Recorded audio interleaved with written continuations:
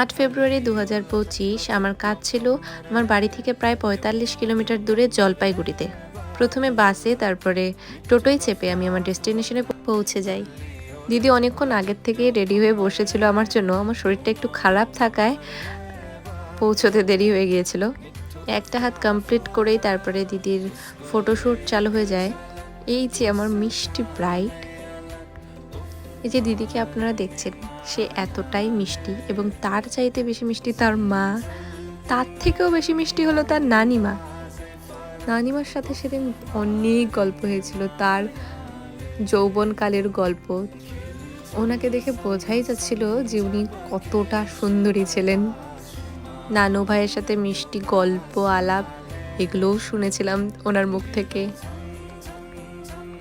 এই যে নাচ গান চলছে ব্রাইডের বোন, বৌদি সবার। আর এটা হচ্ছে আমার কাজের ফুল লুক। সবাই জানিও কেমন হয়েছে কাজটা। ব্রাইডের কাজ শেষ করে ব্রাইডের বোনকে একটু হালকার মধ্যে পরিয়ে দিয়েছিলাম। এরপরে আমার ভাই আমাকে নিতে চলে আসে, আর বহু দূর রাস্তা দুজন হেঁটে হেঁটে ওর রুমে পৌঁছাই। Thank you for watching.